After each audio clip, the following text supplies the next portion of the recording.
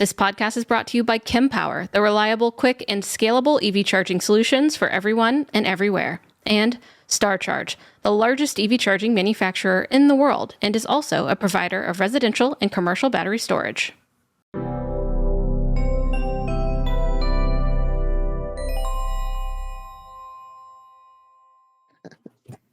All right. Hello, everyone, and welcome back to the Out of Spec podcast. I'm your host, Francie. I am joined today by Kyle, you know him, old guy, and Jose, Rivian Tracker. Thank you for joining me today. You know, on the Out of Spec podcast, of course, we talk about all things electric, and today we're talking all things Rivian. So that's why we have invited Jose, our local Rivian info aficionado, here to set some things straight, let us know some insider news, etc. So thank you for joining me today. Oh, no, thanks for having me. I'm glad to be here.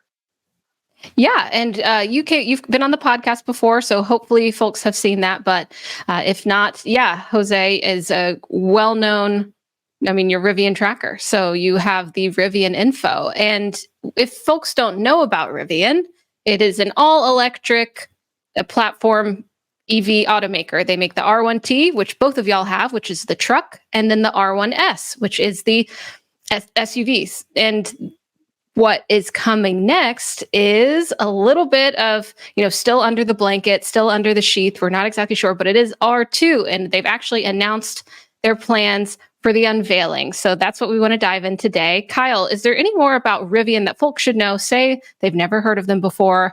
You've worked with them a lot, so tell me about them. Yeah, I've had the chance to do countless miles in Rivians now.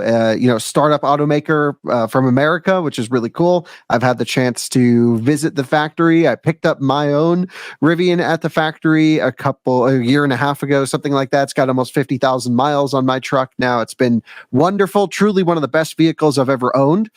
Maybe the best, actually. And I've owned some cool cars. So that's been, it's just one of those, all-time greatest hits type vehicle. It's just awesome. And so they nailed it out of the park. And so the rumor, the thing is, the Rivians that are out right now, the R1 platform, which is, like Francie said, the truck and the SUV, these are premium, expensive, high content vehicles that are built for adventure and off-road, but also on-road driving. Has great software, pretty good driver assistance, and just honestly a very high quality total vehicle package that almost no one, including the legacy or existing automakers, can compete with in certain areas. They have very good styling, I think, very good build quality, very good software. They really are a blend of everything I'm looking for in a vehicle, and of course, pretty good performance on and off road. So the rumors have been floating around the next Rivian, because these are quite expensive vehicles. We're talking $80,000 to $100,000 and even over if you really spec everything. We're on the upper end of the truck and SUV market with these. So just like pretty much the rule book for any new startup automaker, there has been a lower cost, smaller, decontented vehicle that is expected to launch in the near future, or at least in the coming future. And it's actually happening sooner than I expected, me personally. Maybe I just hadn't been paying attention, but something popped up in the news on Reddit, and then it was reported on everywhere that Rivian, I believe at their Laguna Beach location, was planning a R2 launch, which is the next generation platform. And we should give credit to the original poster, which we went back as far as we could, and I think this is the original posting from George Louis Costanza, which is a great username in the Reddit for Rivian. I don't think it's the actual George Costanza, but awesome that that's there. And I forgive us if we're quoting the wrong original source, but we did search everywhere and looked at timelines, and this is what we believed to be the original one. So this is what broke the news that R2 launch was happening, and happening soon, about a month from the day this podcast goes live. But since this moment, there have been full confirmation from Rivian as of today, Monday, February 5th, which is, I got an email in my inbox inviting Out of Spec to the official R2 launch. Rivian posted it. on Twitter and all of their social medias and sent out a blast that they are indeed revealing the Rivian R2 on March 7th in Laguna Beach, 2024. Jose, you're our Rivian guy. I don't know anything about what to expect from R2. That's the thing. I'm sure I'll get some information ahead of time. I'm planning on filming the vehicle. I can talk about what I'm going to do with it and everything, but tell us, what is the price point? Do we think? What is the sizing? Do we think? Nothing is confirmed until they show it. And honestly, the rumors have been really tight on this one. They're doing a good job keeping everything close to their chest. Yeah, for sure. And I mean, everybody's so excited about the Rivian R2, right? This is the next generation vehicle for Rivian. And I mean, like you said, Kyle, Rivian hit it out of the park with the R1 line. So what do we know so far about the R2? Well, very little, actually. Like you said, Rivian has been very hush about it, but through different interviews with RJ or Claire McDonald, who's who works over at Rivian, there's been a bunch of interviews. We've gotten a little bit of details, and so what we know is that it's going to be somewhere within the price range of $40,000 to $60,000, so a little bit more affordable in terms of getting your hands on a Rivian vehicle.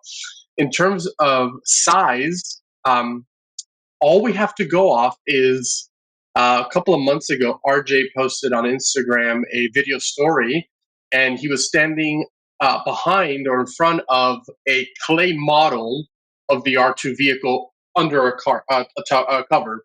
So couldn't really see much. But people did some really crazy calculations based on how high RJ is, and they were able to figure out that it looks, there it is, yep, it looks very similar to a Bronco Sport, so like a Ford Bronco Sport. That is the size that people seem to be aiming for, and as well as that boxy shape of that it looks like. So we're looking at somewhere between $40,000 to $60,000 in that Bronco Sport kind of range of vehicle. Now the question will be: will there only be one model of Rivian R2? Will they make will that be like an R2S? Will there be a truck version, an R2T? We don't really know, right? We don't know anything yet. We don't know how many vehicles they're going to be announcing at this March 7th event either. We just know that they're going to be announcing the next generation platform, which is the R2. And we do know just through various posts, again, for Rivian and RJ, that the iconic front fascia of the Rivian, the stadium lights, is something that will continue to be in the Rivian lineup. So that is something that we will see in the R2 as well. So if that is something that probably you didn't like, I'm sorry to tell you that is something that's just it's part of the brand identity. Just like BMW has the kidney grille, and so many other companies have their own front fascia for vehicles. So that's really what it looks like right now. Now in terms of release, I'm really excited that we're going to get to see it announced on March 7th, but don't get too excited in terms of when it's going to go launch. We've been told that they're aiming to launch this in the 2026 model year. So it's going to be a while still before they go live with this vehicle. Now, of course, all of this is subject to change, right? Rivian could announce this vehicle March 7th and say, hey, guess what? It's coming out at the end of the year. That would be super awesome. I highly doubt that will happen. I think there's still so much more. This is going to be built out of their Georgia plant, which still hasn't been built, right? So that's still in the process of being built out. So we still got some time. And and then recently, Rivian went in and purchased its own movie theater in Laguna Beach. They've now themed it to be the optimal Rivian space. And I've spoken to a lot of Rivian folks inside, and they pretty much said, we want this to be the Apple Park of Rivian, right? Where people come and we announce our product and we show people everything and all that. So that's really exciting. Going back to that permit that was filed that we found earlier, Rivian had filed a permit with the city of Laguna Beach to utilize some of their main beach space that's in front of their theater. But on the same day that information was found, Rivian actually pulled that permit and decided to go against it. Turns out they got some feedback from the city and the residents that they were not pleased with a corporation coming in and doing that. I've then had multiple residents of Laguna Beach reach out to me and say, yeah, that's pretty normal. They're not big fans of of big corporations coming in and doing that kind of stuff. So as of this point, we don't really know if Rivian is going to be utilizing any of the space outside of the theater. So this might just be hey, the vehicles are inside. RJ is going to do a keynote presentation. He's going to announce it. He's going to talk about the future of Rivian, and then here are the vehicles. Sounds like it's going to be a fun event.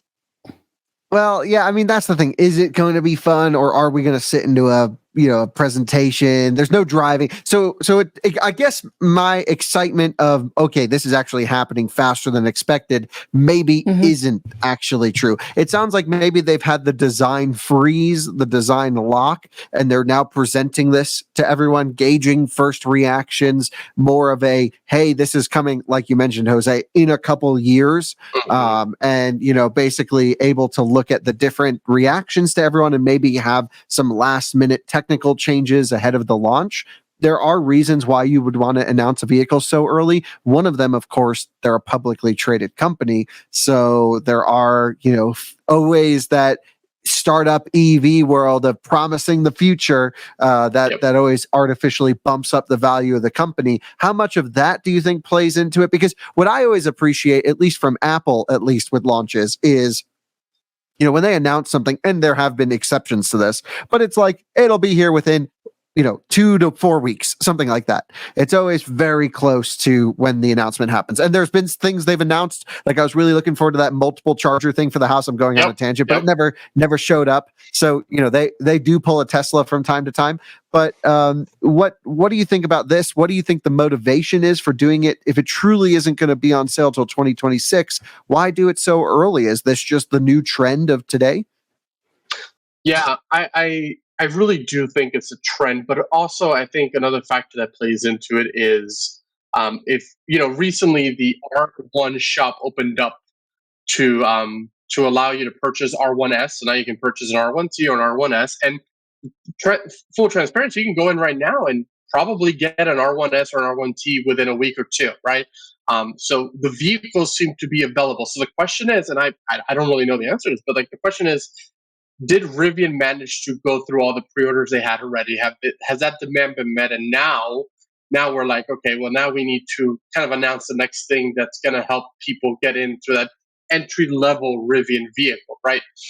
We've watched and we've seen, I've been monitoring prices of used Rivian trucks drop, right? It makes me kind of sad as a Rivian owner to see the prices drop, but it's great for those folks who want to get into a Rivian vehicle, where you can go get an R1T now for $60,000 in some cases, if you can negotiate at a dealership.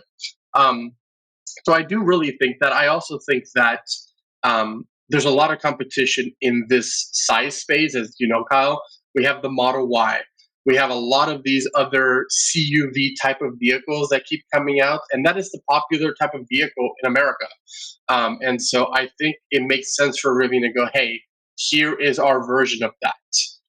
You have Fisker Karma, or the Fisker Ocean, sorry. You have the Model Y, obviously the most popular selling EV. So there's a lot of that. And of course, what's really exciting, and I'd be curious to see if they actually show it off at this March 7th event, is the Rivian R2 will be the first Rivian vehicle to come natively with NACS, charging. Right? They said that vehicle will come with it natively, so it will not have CCS. So I'm curious if that mock-up or those models they show there, the prototypes will have that, or we'll just have CCS and it's like, yeah, we're still working on it and that will come later, and this is just kind of a prototype. But I'm sure you'll well, if they have NACS, that would be the first time we would have ever seen a non-Tesla other than Aptera with a NACS port. Yeah, and unlike Aptera, Rivian exists. So absolutely, and have vehicles, right? So yeah, that would be really, really, really cool to see. And so I just thought about that. I'm really excited now to know if that will actually happen. Of course, all of this depends on what is Rivian going to do, right? Will this be like the Model 3 / Y unveilings, where it's like they're up on a stage and like cool, you can see them and all that, but like you can't really go into them or really play with them that much. I can't imagine there'll be test drives of this vehicle. That'd be really surprised if they did. I don't, assuming they even have that many built out at this point. So, but I'm sure, Kyle, stay tuned to Out of Spec, and as usual, whatever Out of Spec shares, I will reshare it on my platform as well. And I'm really excited to see it. And thought about flying out to Laguna Beach to hang out and see it, but I doubt I'll be able to get in, so I'm not going to do that. But yeah, you guys will. It's really cool. And then one last thing on that is, we don't know yet.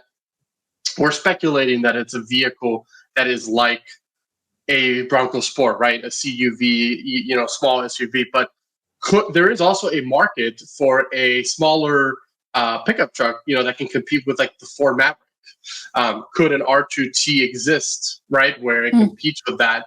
The Ford Maverick it's a really hard vehicle to beat when it comes to efficiency and all that. So could Rivian do something like that? I mean, who knows, right? The options Maverick's are really cheap.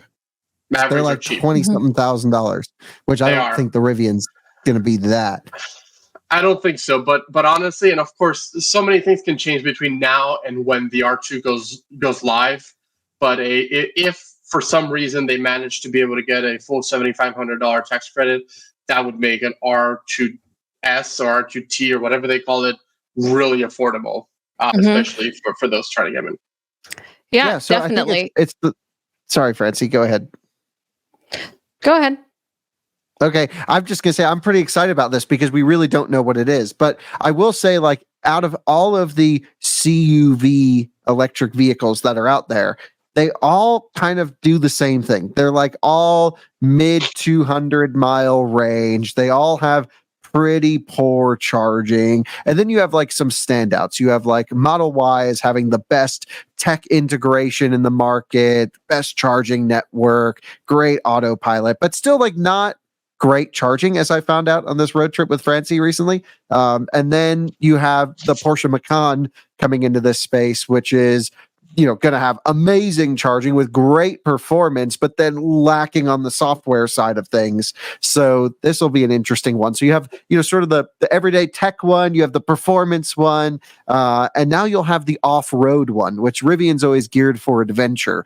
And so there is no hardcore off-road compact electric vehicle in the SUV category right now. The closest you can get, we've seen some like Model Ys with lift kits on them, like aftermarket, but it's all, that's not what it's built for. It's fun and all, but they have the opportunity to really have a nice platform to build on with this thing.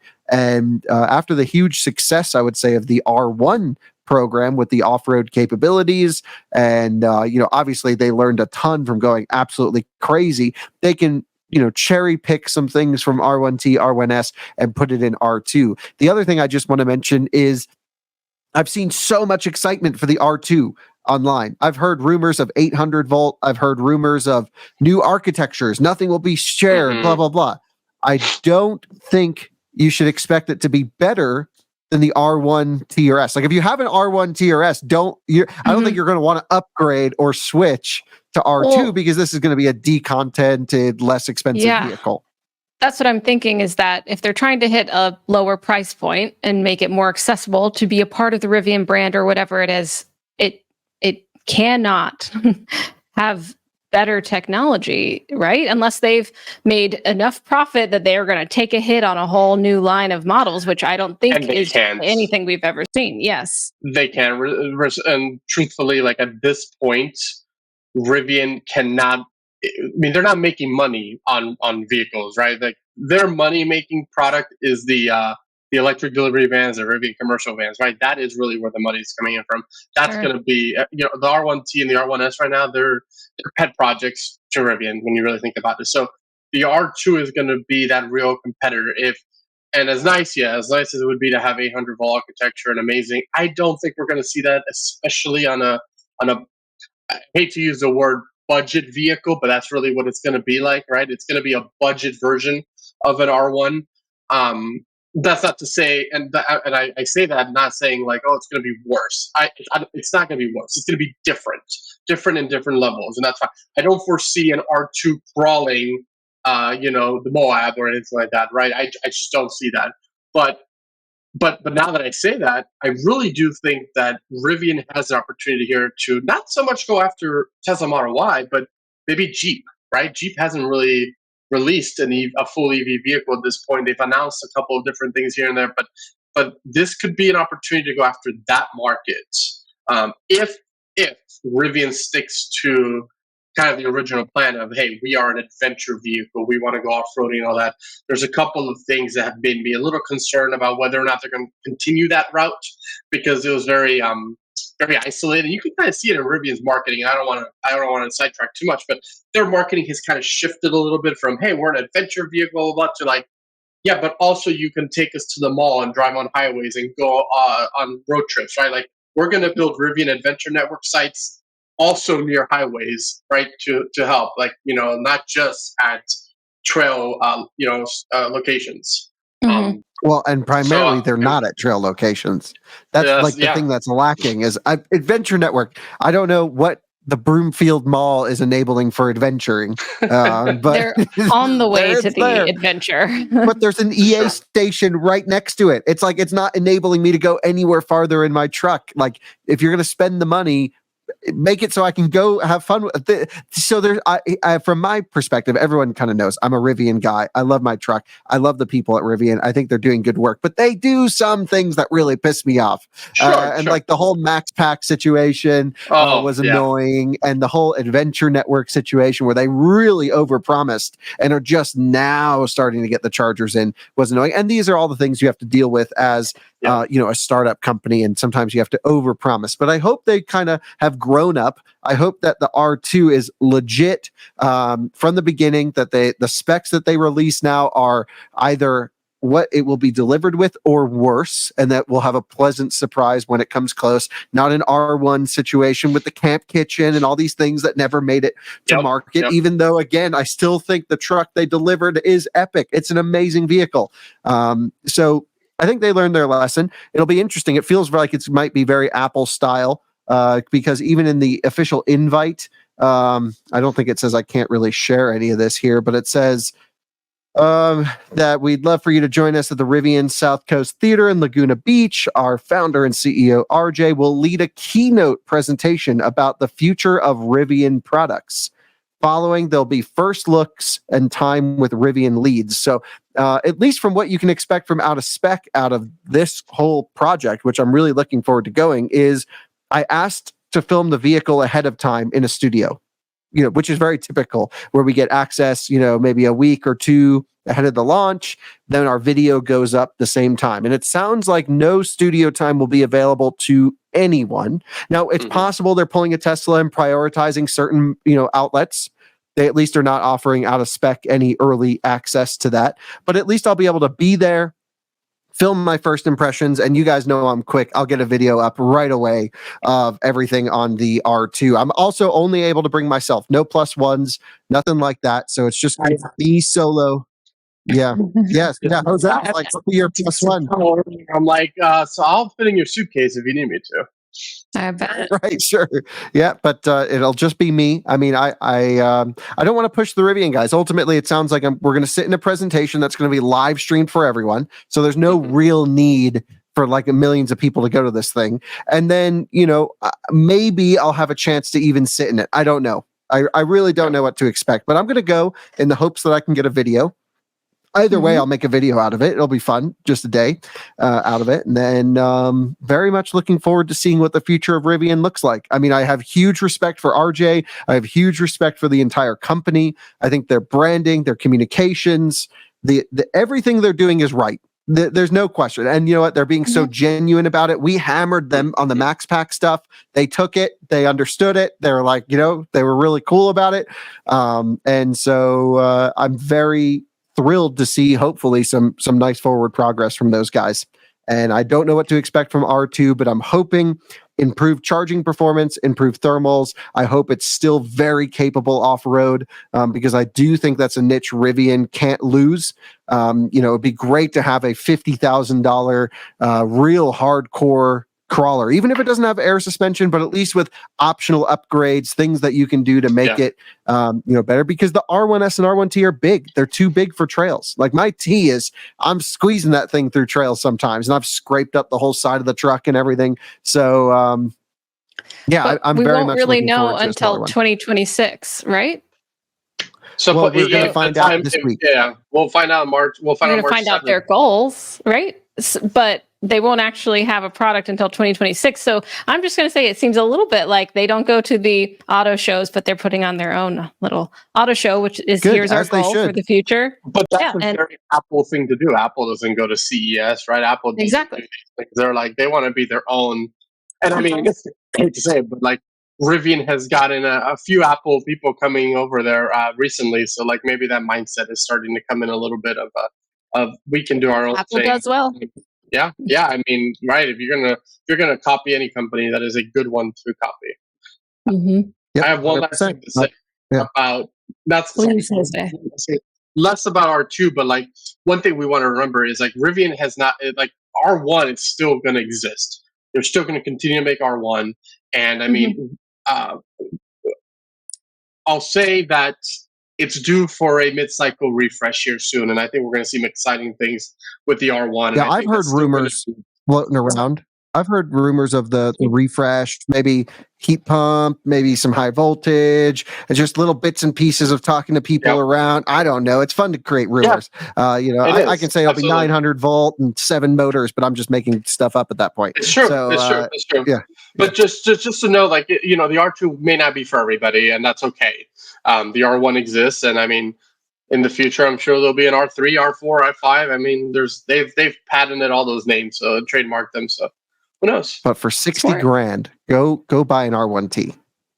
Yeah. If you can find one, that's the do move. it. Don't wait for R2. Just get an R1 now if you can, because I truly love my truck. I drive Same. it as Same. much as I can. It's amazing. Yeah, Same. I know, Jose, that Kyle said it's the best. Like he raves about it. Do you agree? Would you switch if you could? So it's funny. I've not had as many cars as Kyle, but I have had about 14 cars in my lifetime, and I thought for a moment there, I had my Model Y was the last car I had. I had a long range Model Y 2020. Loved that car so much, and I told myself, and I remember telling my wife, I'm like, you know, I'm a Tesla guy for life now. Like this is where we're at. And then I forgot that I had pre-ordered a Rivian. I got a call from Rivian, and I got my truck. And I said a few weeks into having it, I go, no, I lied. This is what I want now for the rest of my life. And I recently went to Cars and Coffee, and I've had multiple people ask me, and somebody said, is there any other car you would get out there today or anything else? I go, no. And they're like, would you buy a Rivian again? I go, I would absolutely do this 100% again. Maybe a different color, because that limestone is a gorgeous color. But otherwise, like I would do this 100% again. Like there is, there's no car that exists today that I would trade in. There's a lot of beautiful EVs out there. Do not get me wrong, but Rivian is awesome, and so I agree with Kyle. Like I think it is a phenomenal vehicle, and by far my favorite I've ever owned. Well, I gotta say, it's hard to stand up next to the VinFast VF8 that I have, but I guess y'all love your Rivians. It does seem that Rivian has a really excited fan base for good reason, honestly. And so hopefully the R2 maybe grows it, hopefully keeps what they have and makes it an exciting thing to wait for, and at least has some of the things on your checklist, Kyle. So we'll have to see. So thank you, Jose, for joining us. And thank you, Kyle, for hopping on the podcast to talk about Rivian R2 platform, what might be to come in the launch event on March 7th. Let us know what kind of questions you're thinking about, audience, for R2. What rumors are you maybe starting on your own forums and your own rumor mills like we're doing here? And thank you for tuning into the Out of Spec podcast. We will see you next time on the next episode. Have a wonderful rest of your day. Bye-bye.